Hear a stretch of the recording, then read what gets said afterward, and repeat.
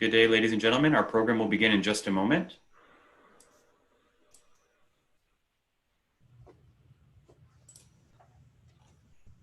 Good day, ladies and gentlemen. Our program will begin in just a moment.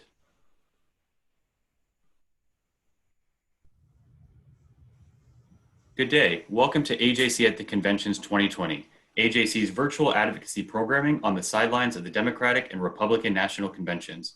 With the RNC now underway, we are delighted to be joined today by longtime friends of AJC, Matt Brooks, Executive Director of the Republican Jewish Coalition and the Jewish Policy Center, Mayor John Giles, Mayor of Mesa, Arizona, and Project Interchange alumnus, Representative Lee Zeldin, member of the House Committee on Foreign Affairs, and Kirsten Fontenrose, Director of the Scowcroft Middle East Security Initiative at the Atlantic Council, who will be joining us shortly. These four esteemed guests are here to discuss the future of the U.S.-Israel relationship and the challenges and aspirations for this vital alliance. Moderating today's conversation will be Bel Ueli, AJC Chief of Staff and Chief Innovation Officer. Please be advised that AJC is a nonpartisan 501c3 nonprofit organization. As such, AJC does not endorse or oppose political parties or candidates. And as a reminder, this week's programs on the sidelines of the Republican National Convention are identical to those we featured last week during the Democratic National Convention. After we hear from Bel and our esteemed guests, we will take your questions. You may email your question to questions@ajc.org, that's questions plural, or use the Q&A feature in Zoom. Bel, you have the floor.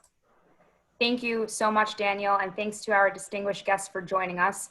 We have a lot to cover, so I want to jump right in. But I first want to reiterate what Daniel just said about AJC being nonpartisan and having identical panels at the DNC last week. And in that same vein, I asked some tough questions of our panelists on this exact panel, and I'm planning to do the same here because we care so much about these issues. And we want our viewers to get the full spectrum of this important topic from the entire American political establishment on both sides. So thank you again. And with that, let's get started. Matt, if I may, I'd like to start with you. Our topic is U.S.-Israel relations, and President Trump has been in office for 4 years.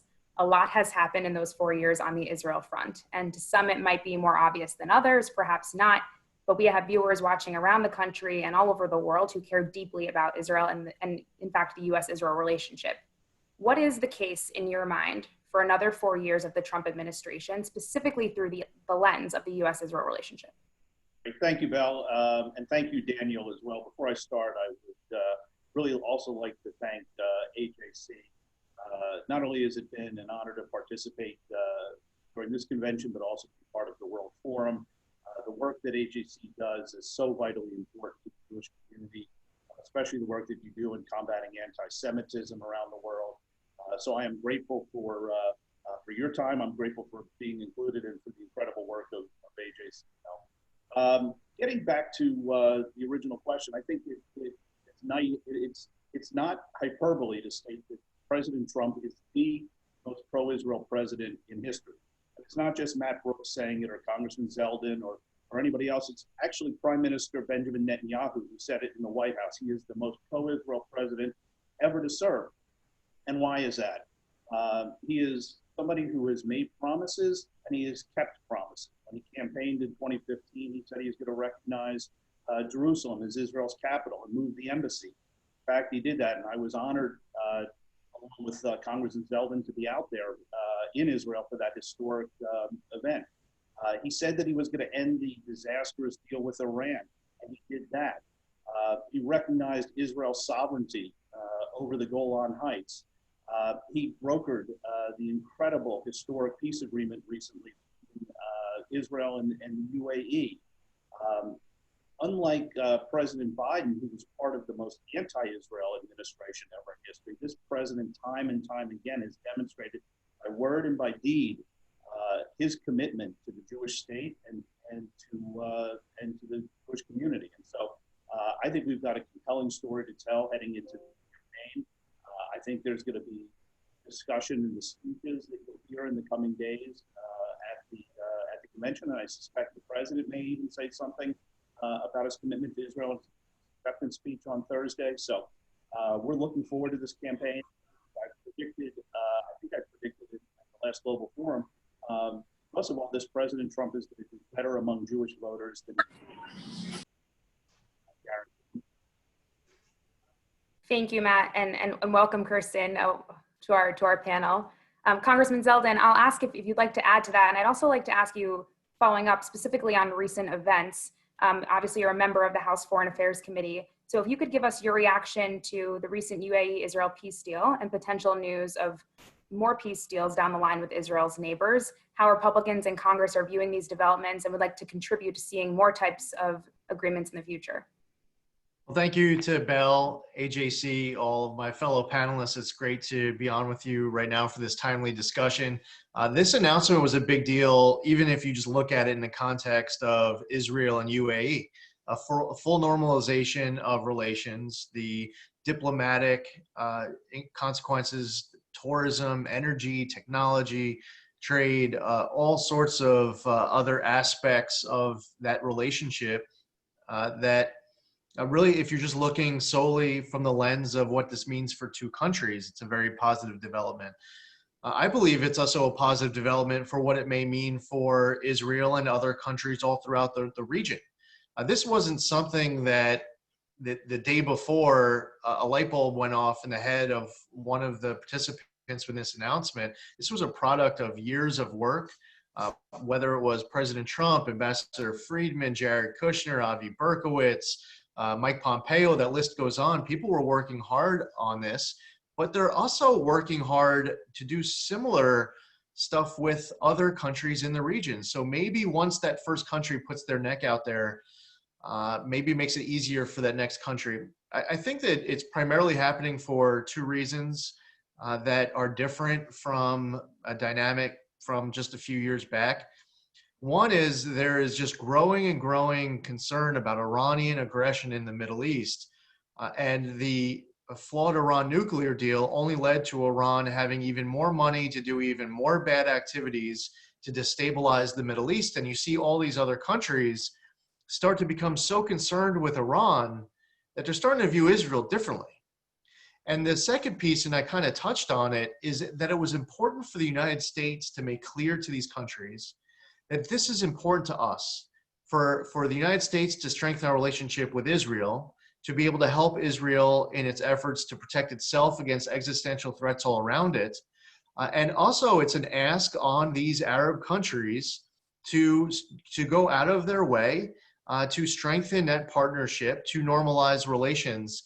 So I would say that this isn't just a product of a concern about Iranian aggression. It's absolutely a product of a very purposeful multi-year effort on the part of the Trump administration. Matt did a great job touching on a lot of the successes. We see now the ISIS caliphate has been eliminated. Abu Bakr al-Baghdadi was dead. Qasem Soleimani was taken off of the battlefield. So as Matt's going through this list, I'm thinking of the Taylor Force Act that was signed into law, where U.S. tax dollars shouldn't be going to a Palestinian Authority that incites violence and financially rewards terror. It's amazing how long the list is. And one of the great things about President Trump and his administration is that they wake up the next day just asking, what can we do next? This isn't one of those situations where you get something done, you say, okay, the box is checked. I did everything I need to do here. Let's move on to totally unrelated items now. The president himself, I've had conversations with him many times about this. He just wants to keep scoring more victories for the U.S.-Israel relationship. Thank you, Congressman. Kirsten, let me ask you if you'd like to weigh in here. Obviously, you're a Middle East expert with a special background in the Gulf, and you served on the National Security Council in the Trump administration. Would you like to add anything in terms of the administration's strategy more broadly to advance Gulf-Israel relations and perhaps to bolster Israel as a strategic ally of the United States on the world stage? Absolutely. Thanks for asking. This is a fantastic topic of conversation. Couldn't be more timely, particularly based on the statements we saw from Secretary Pompeo this morning and from Jared Kushner yesterday about the F-35 sale. But both statements also reiterating the importance of Israel as a strategic partner. So in no way should Israel interpret the F-35 discussion with the UAE as a downgrade of the U.S.-Israel relationship. In fact, it's the opposite. It's the U.S. attempting to secure the strategic relationship that Israel will have with Gulf partners. So by bringing them on side in terms of things like counter-Iran operations or counterterrorism operations, it's actually a way of bringing the Arabs to the table in the discussions we constantly have with Israel about those priorities in the region. So Sorry, I'm outside because the Wi-Fi is down inside. Apologies, I'm not in a jacket. It's about 90 degrees out here. So, it sometimes looks like it's at the expense of, other priorities we have with these countries as well. Right now, some of the pressure we're trying to put on the UAE and Saudi about the relationship with China is waning because of the importance of having the Gulf states come on board with normalization. You're seeing Pompeo leave today for a trip to Bahrain and Sudan, who are the next two targets for normalization discussion. I think it'll be important to watch Bahrain because Bahrain is like the canary in the coal mine. They will only agree to this normalization if Saudi agrees to allow them to do it. Right now in Saudi, you have a contestation between MBS, the Crown Prince, and King Salman, who does still call the shots. If we see Bahrain normalize, it will be a signal that MBS supports normalization.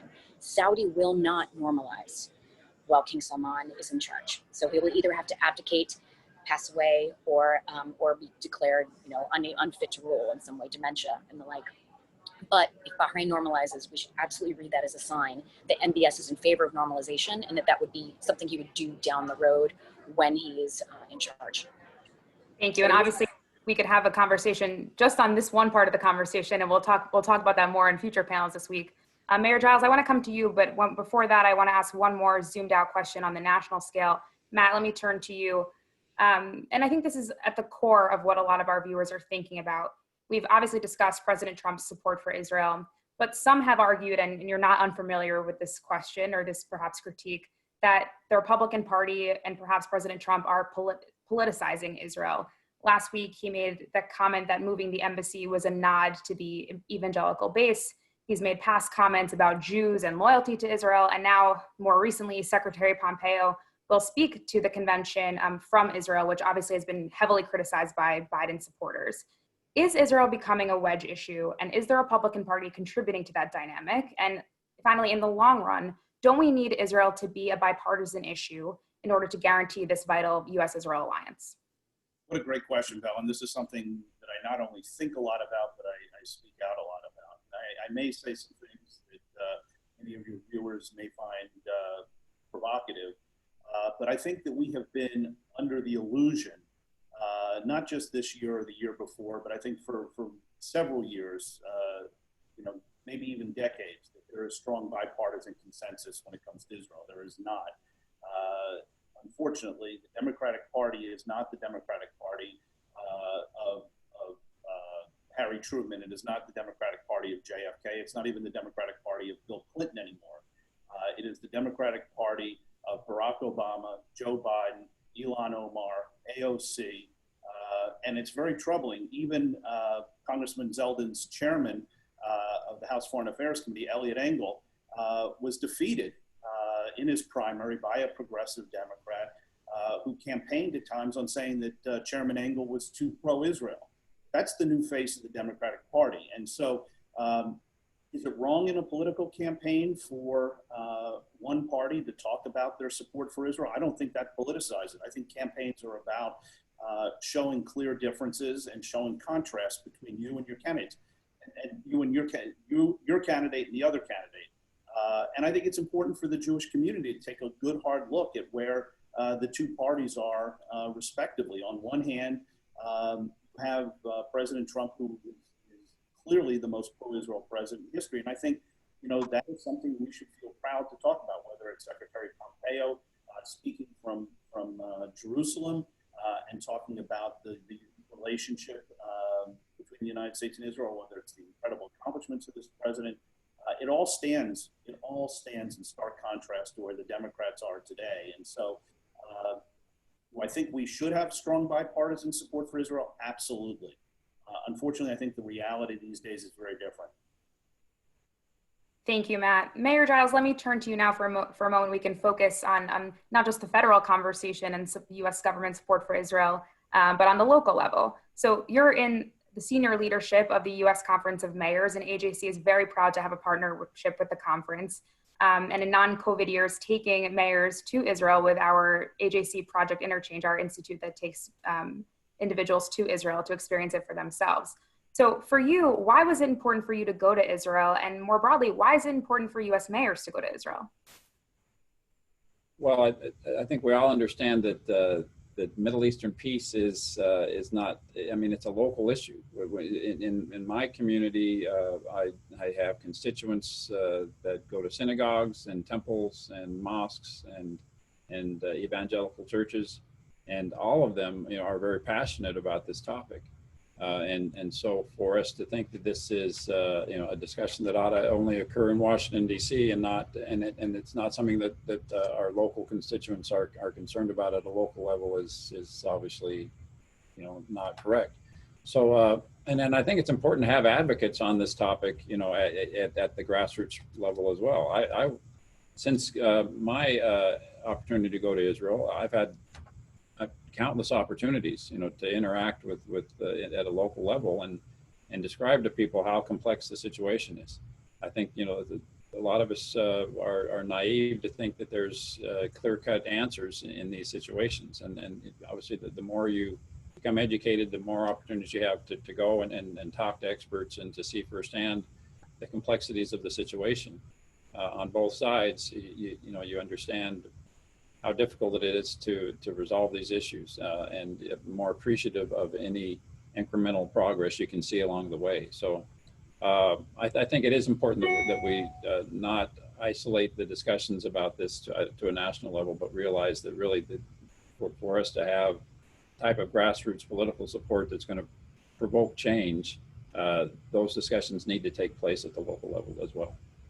Thank you. And let me follow up on that quickly, because I think as an American Jewish organization that's constantly talking about Israel, I think sometimes we do wonder, how much is this specific issue influencing voters on the local level, really on the minds of voters, whether Jewish or non-Jewish? And it sounds like you were indicating that this issue very much is in play where you are and based on the conversations you're having. Is that correct? Well, yes. I mean, for people are passionate about this national and international issues, but it has impact at the local level. They want to know that their leaders are engaged and thoughtful, not just on filling potholes, but also on trying to exert what influence we might have on shaping policy at a broader level as well. So yeah, people care about this deeply. People appreciate the opportunity to hear for any firsthand experience that can be shared with them about it.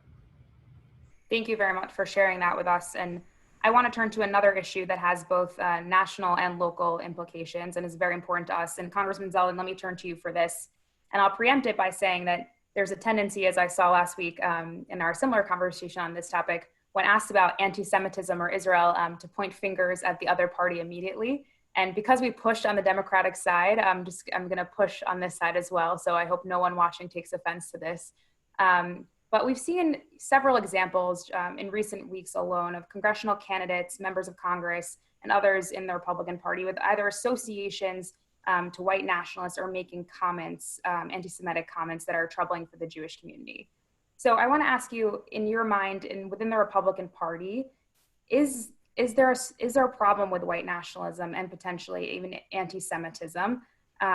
Does the Republican Party need to look inward, or is this overplayed in your mind? Kind of dissected this for us, both as an American Jew and as a member of Congress.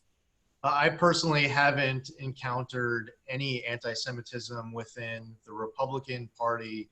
I will actually, from a personal perspective, I can tell you from kindergarten through 12th grade, college, law school, and 4 years of active duty, I never once experienced anti-Semitism at all. I was actually very hopeful that my generation would be the first generation of what would be many generations that would be able to talk about a life not encountering anti-Semitism. And it really wasn't an issue until all of a sudden a few years ago, and I'm Jewish, so it's kind of, there's an added awkwardness and insult to it.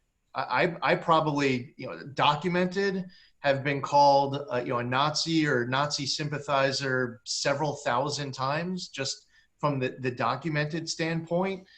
I personally have not, if I look through that list of several thousand, I'm not aware of any of it coming from within the Republican Party.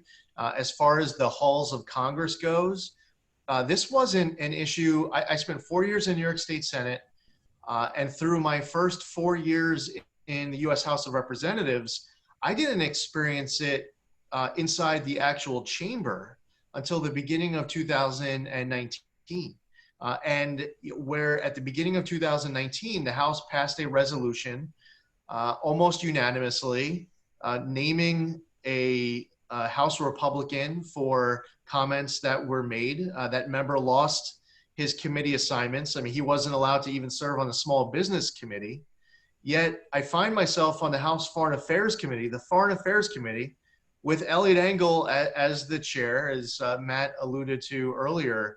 And there's a member of the committee who is making statement after statement and of actually evolving in the wrong way, where the way that the position developed was saying that she would no longer apologize for these statements.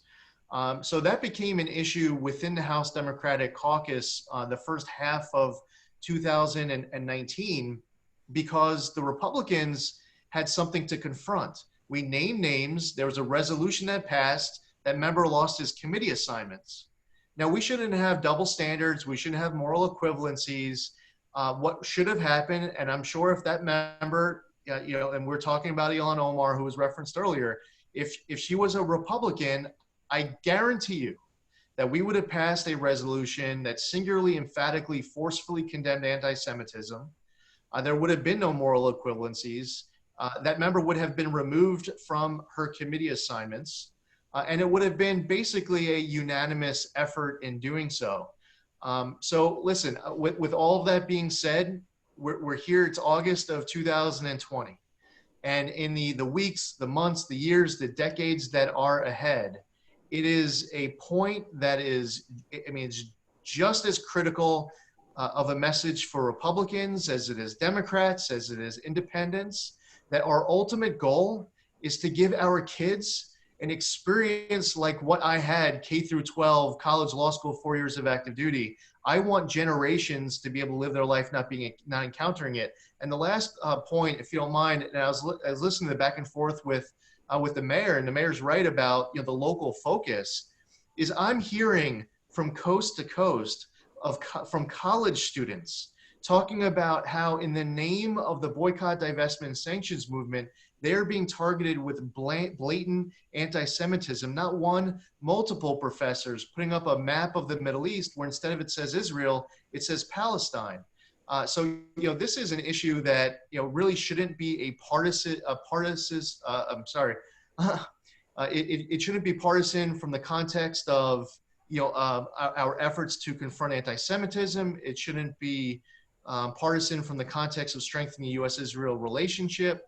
We should all be working together to confront it. And that's a message to any congressional candidate, or if you're running for local mayor, or you want to be an administrator at a local university. So is it possible I can add to that? Do you mind? Sure, Matt, go ahead. I think Congressman Zeldin is absolutely spot on. And I do think there's, one point I'd like to amplify, which is it'll be very interesting for your viewers to see how the respective parties, the congressman alluded to it in his remarks, have dealt with bad apples within their midst. And in the case of Congressman Steve King, who said some things that were absolutely outrageous and indefensible, our leader McCarthy, immediately took action, and as Congressman Zeldin said, stripped him of all of his committee assignments. In addition, my organization, the Republican Jewish Coalition, actively supported his primary opponent, raised a lot of money for Randy Fenstra, who ultimately beat Steve King in the primary. By contrast, look at what happens on the Democratic side with Congresswoman Ilhan Omar. You have the Speaker of the House, Nancy Pelosi, not only endorsed Ilhan Omar, but gave her $14,000 in campaign contribution. That is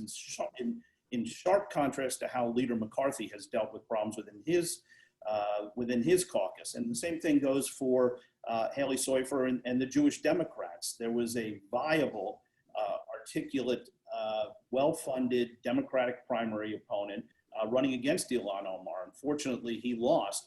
But the Jewish Democrats, unlike the RJC, refused to endorse him in the primary, did not try and help defeat Ilhan Omar, and in fact gave a tacit endorsement by their silence to her candidacy. And As Congressman Zeldin mentioned, the issue of BDS is another issue where there's a big divergence. When the House took up the issue of an anti-BDS bill, 16 Democrats voted no on standing up against BDS.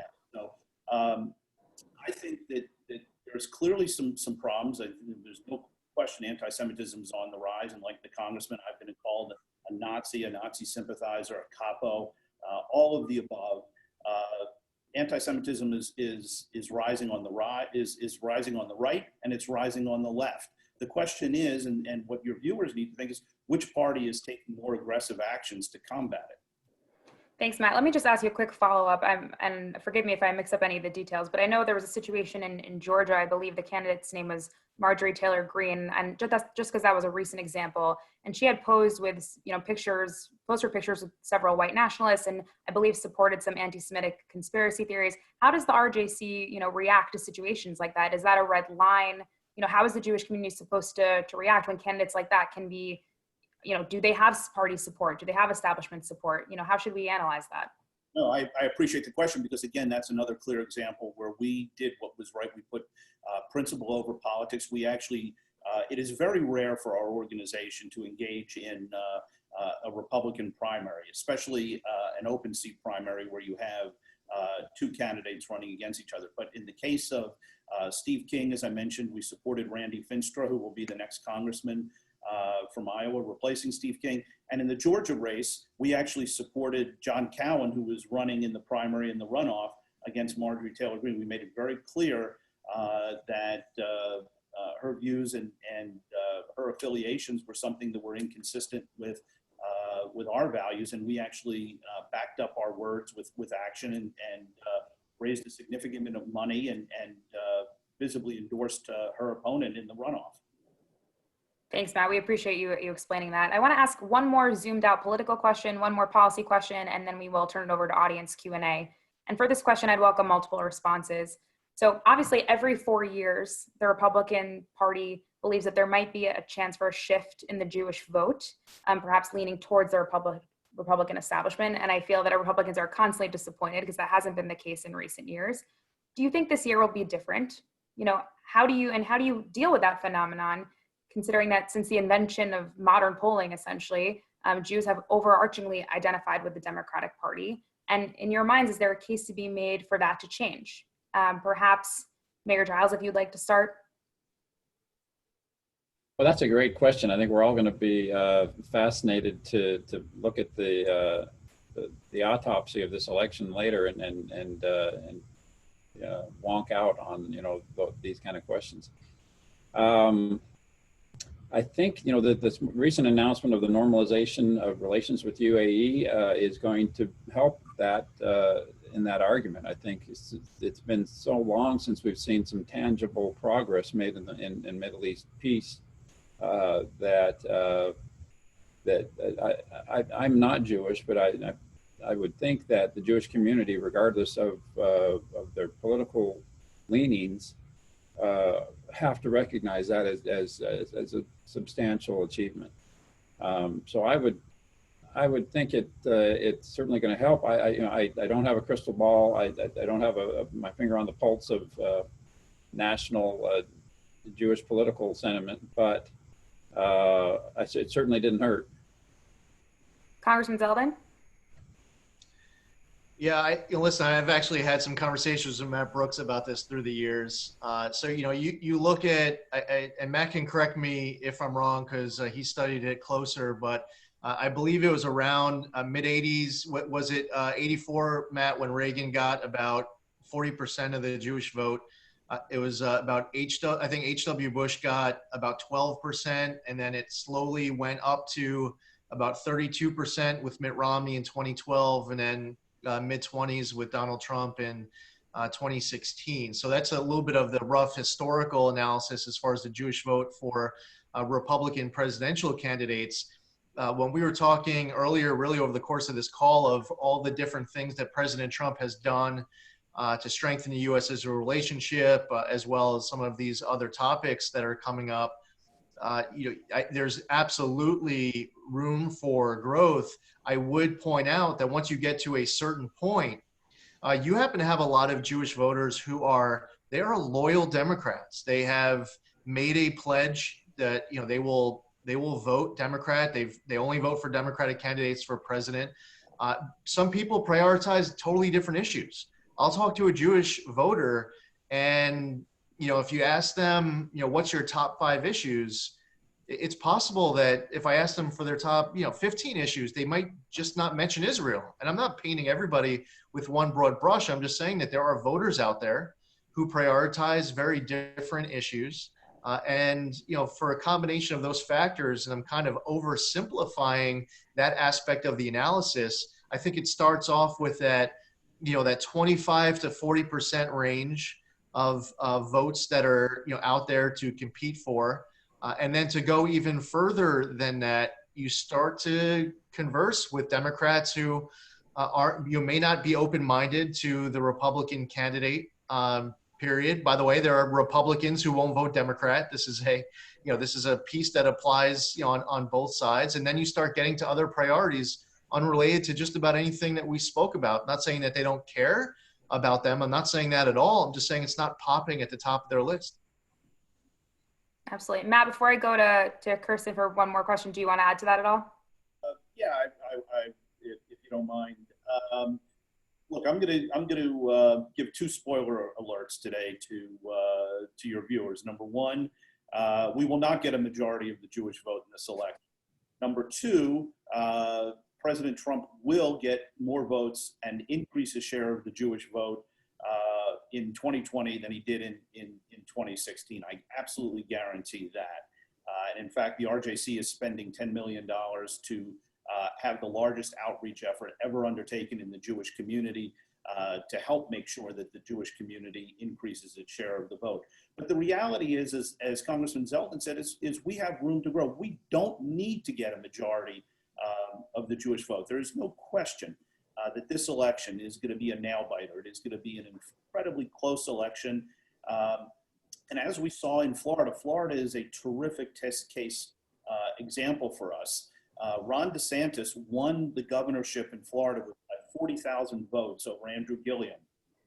He also increased his share of the Jewish vote to a record high 35% in his election, and a shift that was more than enough to give him the margin of victory. And I think the governor even talks about how his increase in the Jewish community and the support that he got was decisive in him winning elections. So we're talking about incremental gains. We're talking about close elections. There's no doubt in my mind that if President Trump gets 30 or 35% of the Jewish vote in Florida, and that's different than the national numbers because, as we know, the national exit polls also poll Los Angeles. They poll in the Upper East Side and Upper West Side of New York, where we don't do very well, quite honestly. But in the battleground states that matter, there's no question that Donald Trump can get 30 to 35% in Florida. And if he does do that, in Pennsylvania, if he does do that in Ohio, he wins all of those states.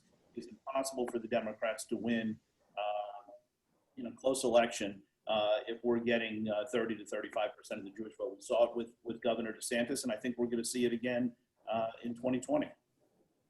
Thank you for that, Matt. I want to turn to one more essential policy question vis-a-vis Israel, and that's Iran. And just reminding our viewers that we won't flush this out fully here because we have another panel on this topic this week.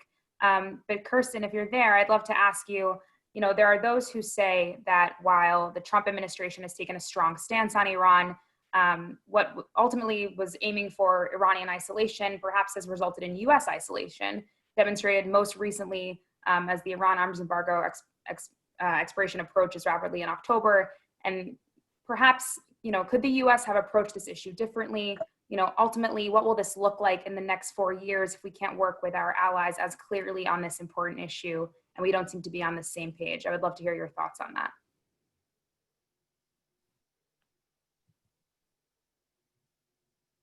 We might have lost you for a second. Hi there, I'm back. Can you hear me? Oh, great. We can.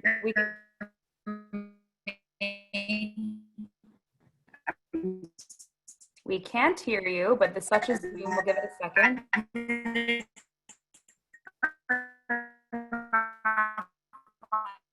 Sorry to our viewers. This happens. This is Zoom life.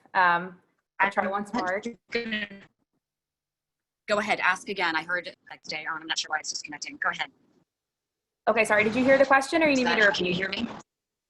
On, and I'm walking while I'm talking to you to see if I can get to a better connection. Can you rephrase it?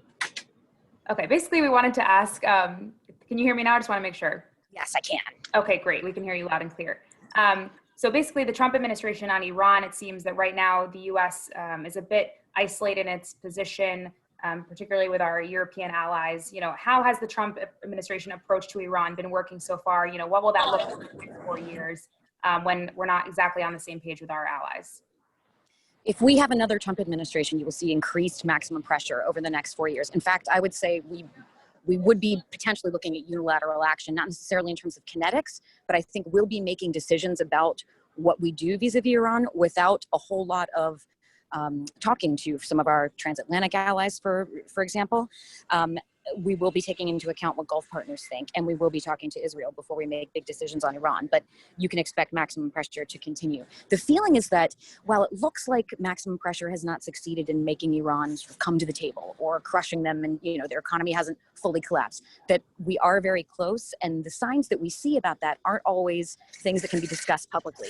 We've seen, for instance, just without getting too far into the details, decreases in their ability to fund Hezbollah operations, movements of Hezbollah away from borders in Syria, back to places where they're less dangerous.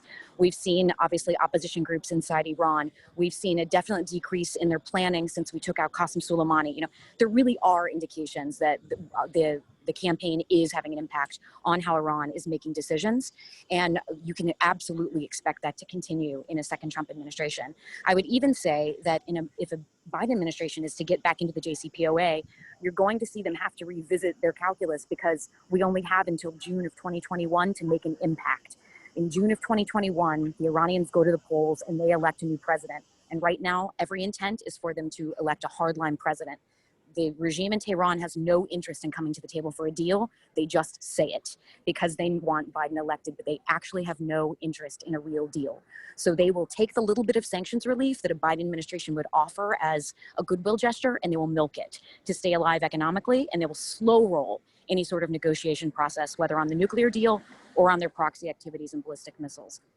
So I think you'll see even a Democratic administration have to kind of revisit their calculus, and they'll be forced then to speak to Israel about it, even if it wasn't their original intent. There's going to have to be some allied discussion about, okay, how do we readdress this? But if you have a second Trump administration, the campaign will absolutely continue, and I don't think there'll be a drawing back despite criticism. I think instead it would actually become more aggressive.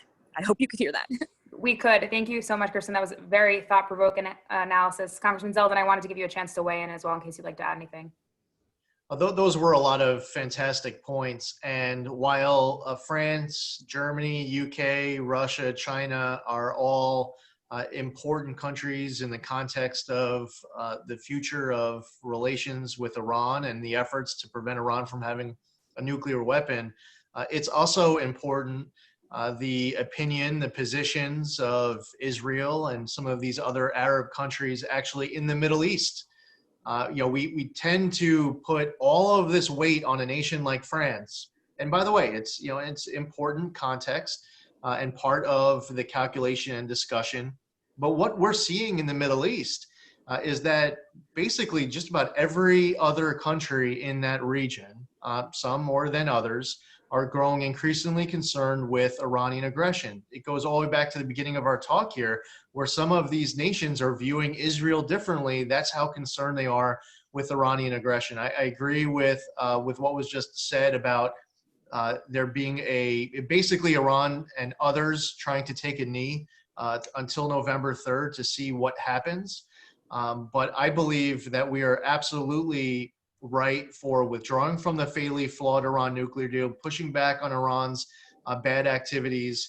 And really one of the ways that I saw the negotiation of this nuclear deal in the first place is that I believe, I'm unapologetic about it, I believe the United States is the greatest country in the world. That if you're the president of the United States, whoever you are, you essentially inherit pocket aces when you go to the table. It's the best starting hand at poker. And it's not because of how amazing you are at that moment. It's really on the backs of years, decades, generations of service members and diplomats that helped to make our country the greatest in the world.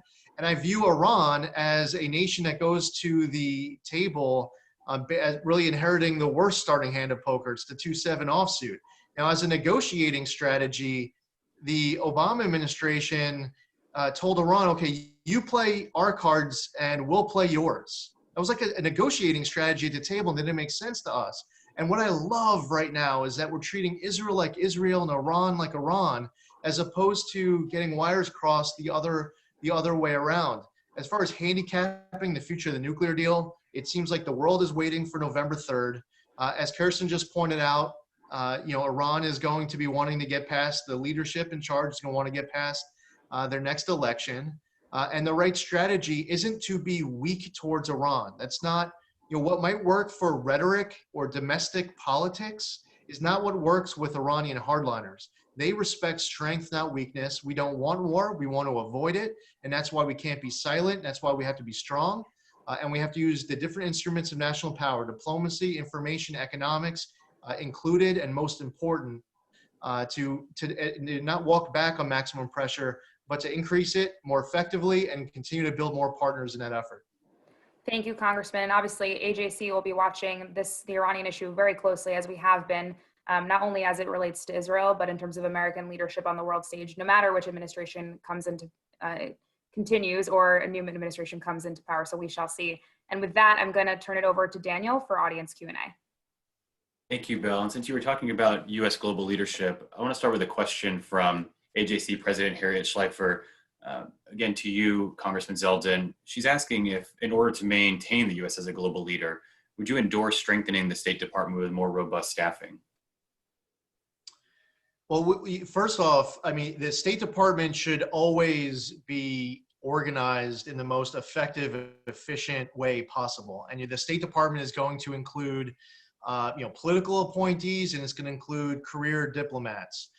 From the career diplomat standpoint, whether it's the effort that is well underway to continue to have the State Department personnel more reflect the diversity of our country, and through the hiring process, the promotion process, to find ways with recruitment and retention to have the best of the best continue to serve in higher positions. That's something, regardless of whatever happens in the next presidential election or the next congressional election, it could be 2024, 2028, it doesn't matter. We should be looking at ways always to strengthen the State Department. Now, what that means is that if we decide in August of 2020 that a particular office that we care about should be structured in a particular way that makes the United States the best leader in the State Department as strong as possible with a particular issue we care about on the world stage, it's possible that if we had this call, if everyone here, we all got back on the line 4 years from now, that our analysis of some of these different departments and agencies throughout the State Department, we might have a different answer as to what the future should look like, what future changes should be made. So there are guiding principles that I got to about recruitment, retention, and making sure that we have the best of the best serving in all of these positions. But at the same exact time, we can't just adopt what works best on August 24th, 2020 as the answer, and then just accept that status quo as if, a year from now or 4 years from now or 8 years from now, it's going to be the right organization, it's going to be the right policy, and that in a way we're not open-minded towards positive change to make the State Department even better. Long story short, there will always be ways to improve the State Department. There will always be new ways to improve the State Department that aren't even relevant to a conversation on August of 2020. Thank you. Our next question is for Mayor Giles, and it comes from Frank Silber in Milwaukee, Wisconsin. It was so heartening to hear you speak about Israel as a local issue and something important to your constituents of many faiths. As much as you hear praise for your support for Israel, do you also get pushback? And if so, from who? Well, I don't think I need to remind anyone how divided an environment we're in right now politically, and that's unfortunately all the negative and rhetoric and outrageous things you see at the national level have made their way down to the local level as well. So social media, has become a cesspool, and people are even anti-Semitic and anti every kind of comment you're going to find in political comments attached to everyone's social media. So I haven't, maybe like Congressman Zeldin and others, I haven't noticed that it's got to the point that I'm hyper concerned about it. I am a registered Republican. I go to precinct meetings, and sometimes I see things there that don't resonate with me as being appropriate. But when I talk to my Democratic colleagues and I complain about some of the extremism I see in my party, they assure me that we don't have a monopoly on it in the Republican Party. So I think it's pretty equally spread across the political spectrum. You've got negativity and outrageous things being said across the spectrum.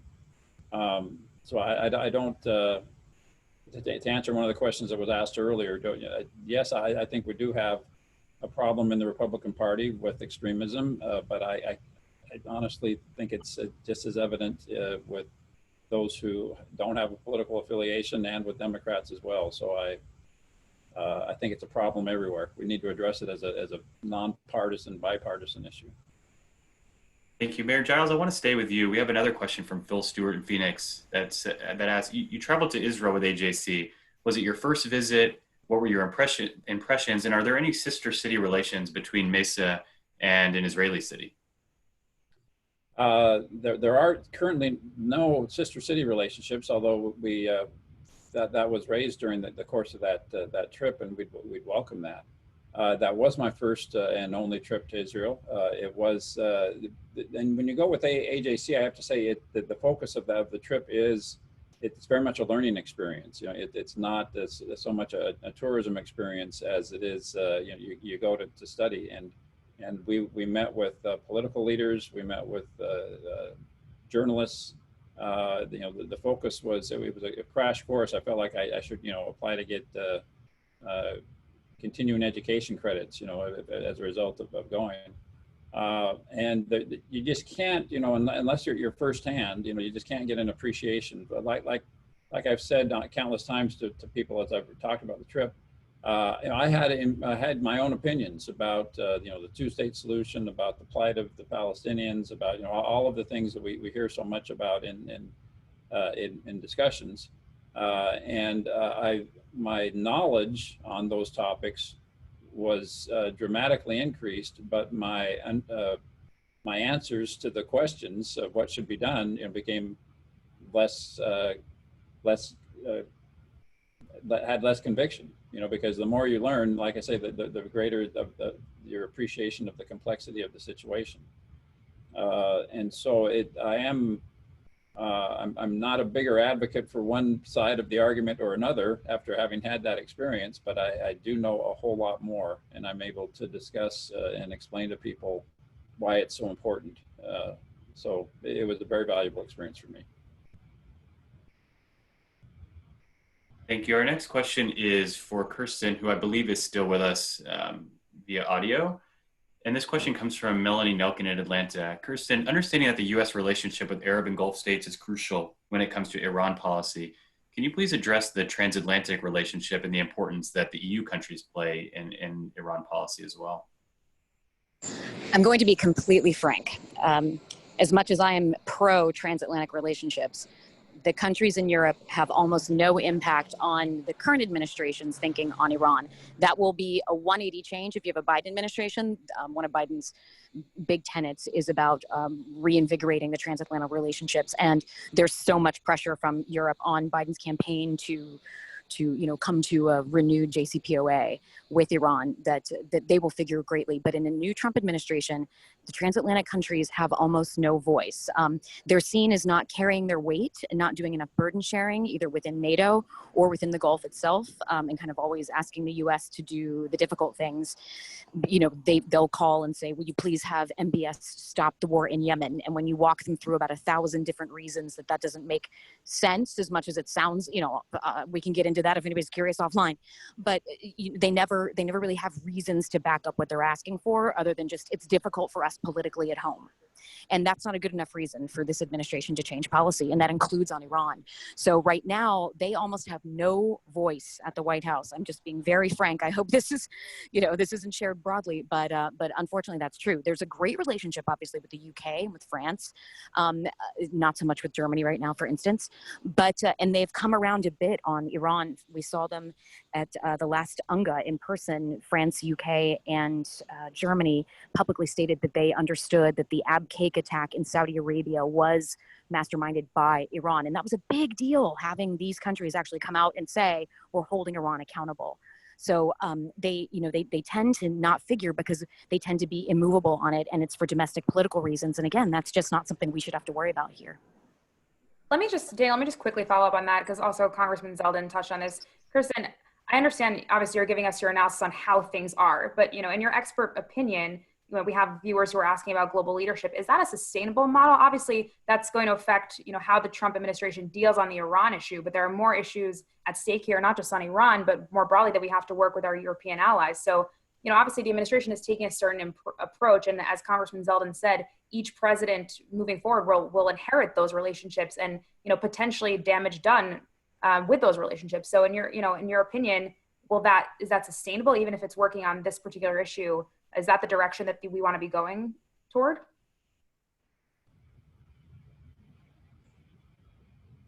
You're on mute, so I'm gonna. Kirsten, there you go. Is that better? Yeah, you're good. Okay, great. It's not a sustainable position long term on across foreign policy. And for instance, on other portfolios, we talk to them quite a bit. When you talk about Western Sahara issues, or on just terrorism in Africa writ large, or on the China relationship, we work with them quite closely and often are very, very in sync. So it's not that the transatlantic relationship doesn't matter on anything, but on the Israel, Iran, like on this portfolio, they just don't have a strong voice. I think they'll have an even greater voice as because of great power competition. When you look to Central Asia, when you look to the Caucasus, Turkey policy, they really do figure in. It's just when it comes to Israel, we don't turn to Europe and say, what do you guys think? Thank you. Our next question comes from Baker Stein in Miami, and this question is for you, Matt. Americans and American Jews are used to Democrats and Republicans attacking each other. Looking at this week, what we're not used to is the establishment of a party being so hostile toward a sitting president of their own party. What should we make of the fact that so many establishment figures from George W. Bush on down are not supportive of the president? Well, first of all, I think the George W. Bush part is inaccurate. And there was a press report saying that he wasn't going to be supporting President Trump, which the president's office, Texas, came out and said that's true. Sorry, Matt, not to interrupt. It's a little hard to hear you. I just want to encourage you to speak louder so we can hear you. Thanks. No worries. So as I said, the President George W. Bush, there was a press report erroneously that said he was not going to be supporting the president. His spokesman, President Clinton's spokesman, came out and said that report was not in fact true. Look, every single election that I've been a part of, and I've been doing this since 1988, when I started working for Jack Kemp. Part of every campaign, each side brings out a list of either current members of the opposing party or folks who served in positions in opposing administrations who are now supporting, in this case, Republicans who are supporting Democrats.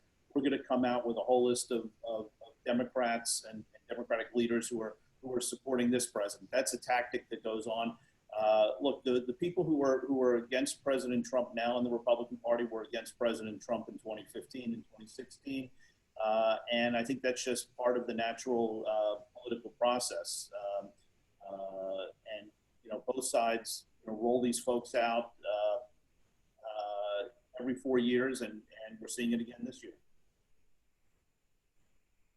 Thank you, Bill. And I think, Bill, we have time for one more question, and I'm going to address this one to you, Congressman Zeldin. It comes from Herman Morris in White Plains, New York.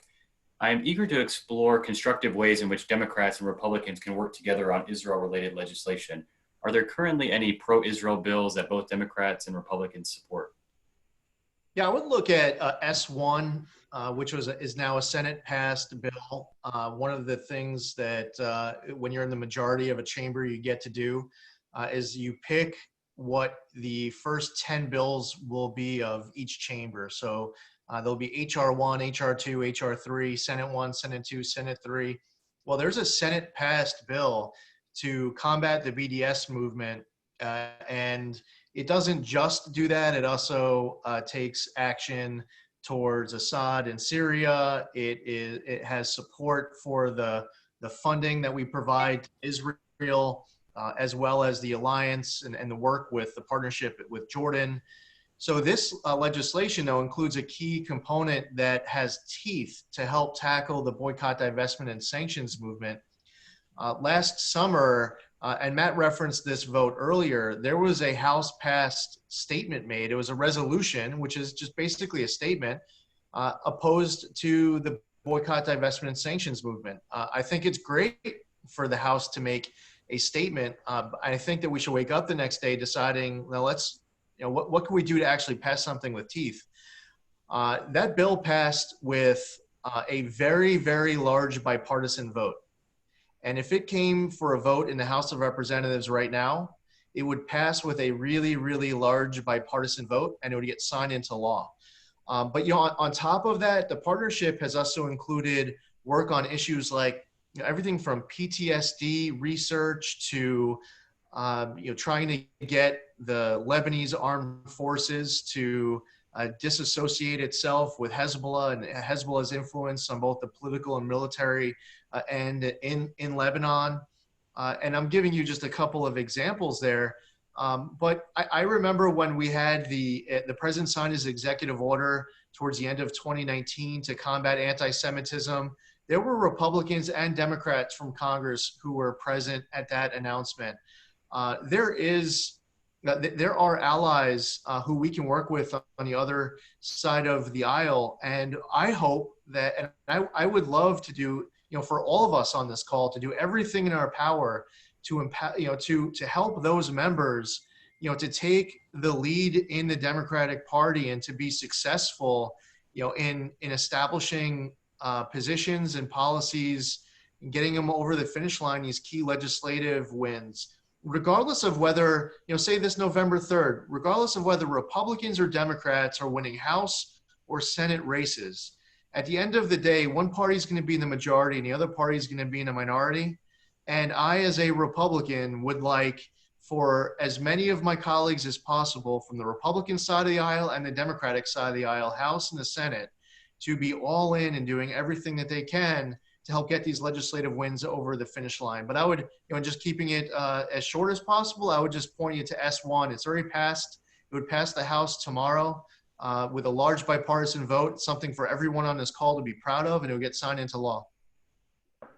Thank you so much, Congressman. I think that's a really lovely note to end on. Obviously, even though this is within a partisan conversation, we're all committed to the same goal, especially on this topic of advancing the U.S.-Israel relationship and keeping it strong, and of course, advancing bipartisan cooperation in Congress and more broadly. So allow me to thank you, Congressman, Mayor Giles, Matt, Kirsten, for this very thoughtful conversation. It's not easy to have this many people and such a dynamic conversation, and you are all great participants, so thank you. We appreciate your friendship and your time. And with that, I will turn it over to Daniel to close us out. Thank you, Bill, and thank you all for that fascinating conversation and for taking time out of such a busy week to be with AJC. To our listeners, to register for upcoming AJC at the Conventions programming, please visit www.ajc.org/conventions. Thank you again, everyone, and have a great day.